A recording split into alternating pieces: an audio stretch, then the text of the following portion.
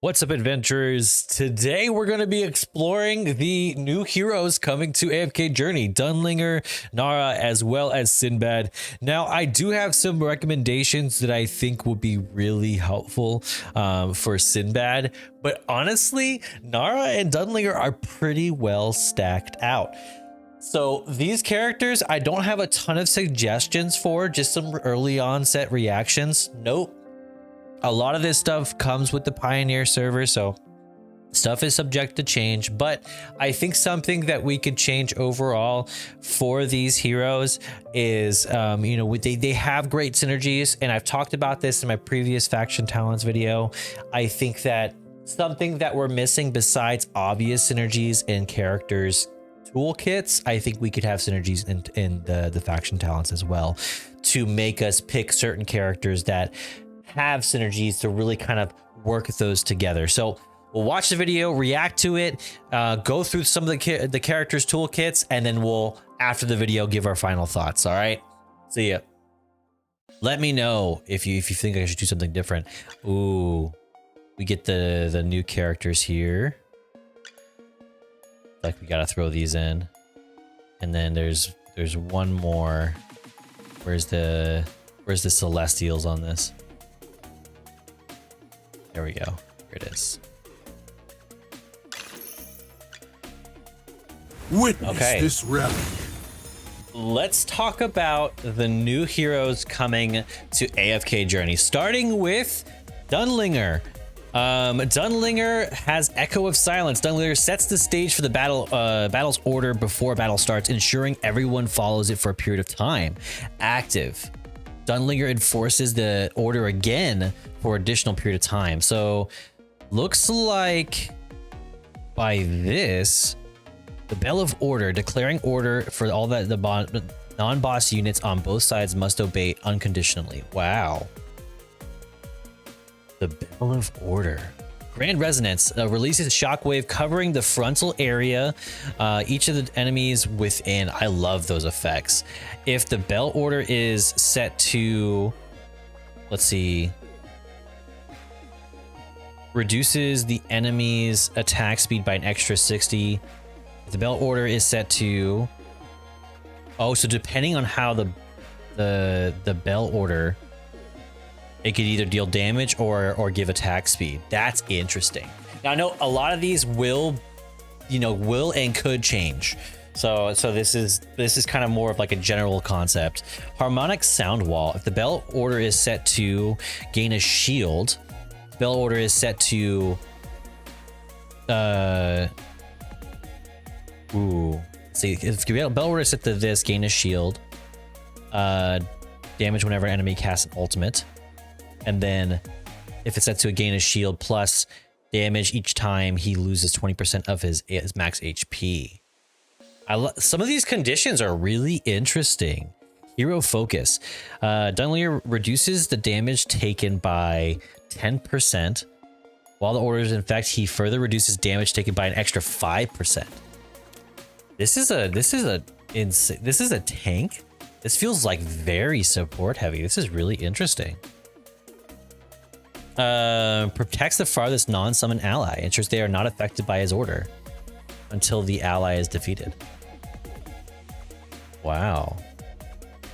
Upon casting Echo of Silence, Dunlingr grants all allies 50 attack speed for 6 seconds if the order is set to blank, or provides them with 25 life drain. A lot of attack speed, life drain in there, protections, shields. I wonder how tanky they're gonna be. They seem super supporty. Like, this feels like a smoky Mirky like level of support. It's crazy. That's a lot. This already feels like a must pull as far as tanks go. This feels much better than Fresto. All right. Oh, Nara. I want to have some fun. All right, the design looks interesting. The hook there, the cleaver there, very interesting. She's got headwear. Okay. all right. Got headwear there, interesting. All right. Let's see a little bit further. Crimson Vengeance gains 750 energy when the battle starts. After charging it briefly, she deals damage to the target.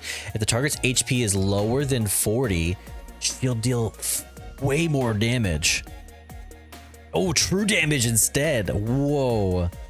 In auto battle, this skill won't be used against non-boss enemy heroes whose HP is below. So this is something that's interesting that they haven't done, where it's like non-idling. You know, like it's designed to make a difference. You know, of course you can control your ultimates, but for the most part, the choices made are pretty well set in stone. But that's interesting. So basically, the effect where a certain damage threshold, she deals more. Pulls a distant enemy hero toward her when there are no enemies within her normal attack range, and that's just her, like, her first skill. That's crazy. Killer kick kicks a nearby enemy, dealing damage, knocking them into the air and down for 2 seconds. She follows with up 3 rapid hits as well. Wow. A stun and a pull.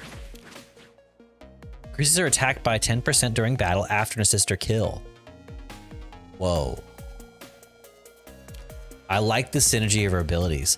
After defeating an enemy with Crimson Vengeance, she releases a 2-tile shockwave, dealing damage up to 8% of the defeated target's max HP. So she gets 10% attack increase,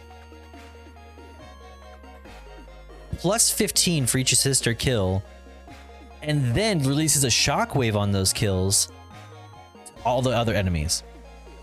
And it heals allies too. What? That's a rogue, but man, that's insane. After defeating an enemy with a Crimson Vengeance, she instantly recovers 250 energy. Okay, you know, not a huge deal, but that's wild.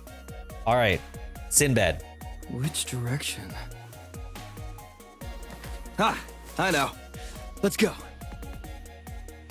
Okay. I like the voice acting. Not bad. Sinbad's skills deal more attack, normal attack damage, and his casting speed is affected by both his attack speed and haste. Oh, wow. Can utilize both attack speed and haste. I wonder if there'll be a lot of opportunities to have both. Sinbad lands as many hits as possible on the enemy for 3 seconds, dealing 100% damage per hit. I don't mean to say the numbers; those may not be the same. So I would just say it's. I would just say Sinbad lands as many hits as possible on the enemy for 3 seconds. After those successive attacks, he delivers one final strike that deals. Okay. So it's like a flurry of attacks and then one big attack. Okay. Is it single target? Yeah, I think it'd be single target. Yeah, range 1.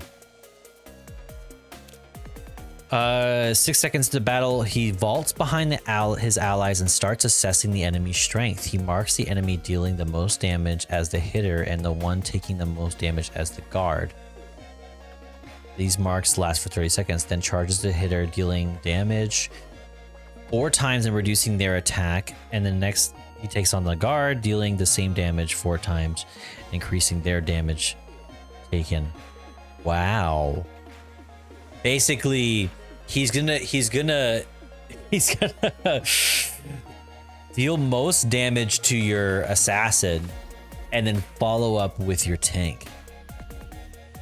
I am curious to see his survivability, considering he is a rogue. There are already a lot of rogues, and seeing, is it like Alsa, and when he goes to attack somebody, but they deal damage back, that they're very fragile.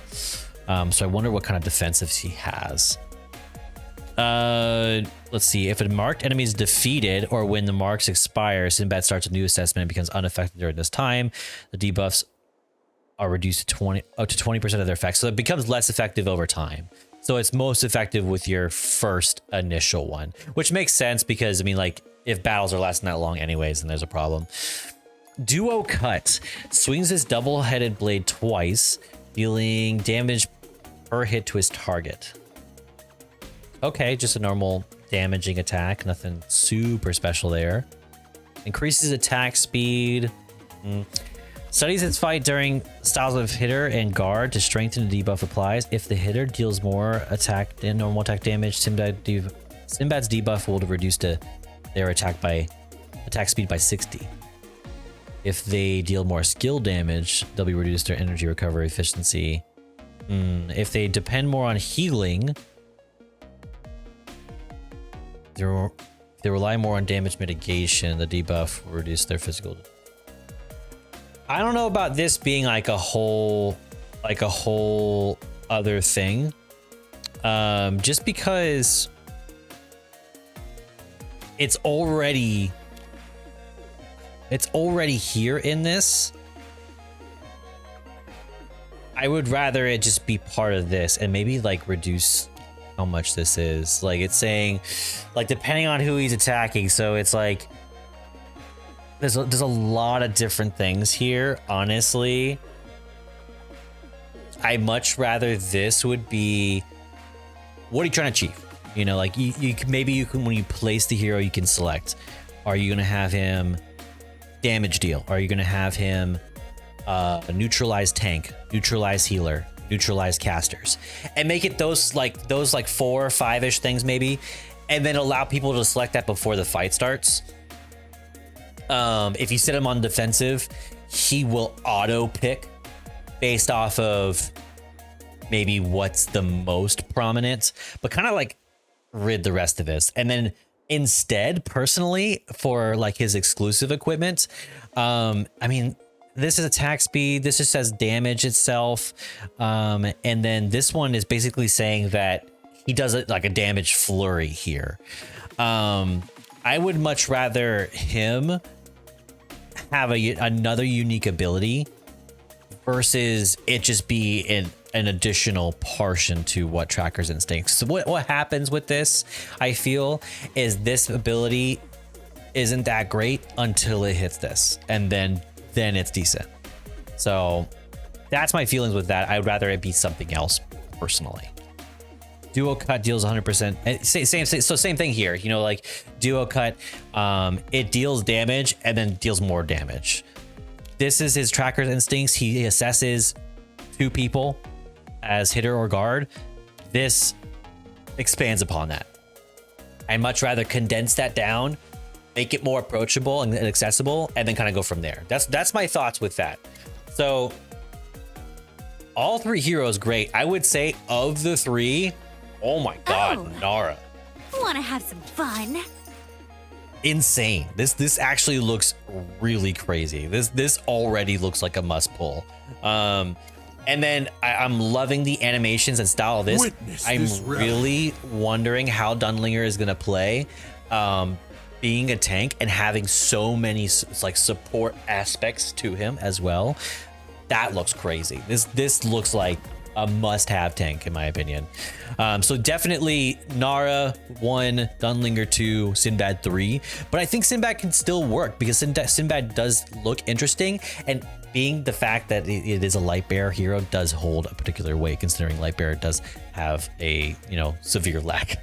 So very exciting. I'm excited to see what these heroes can bring and what this will do to the overall meta of the game. So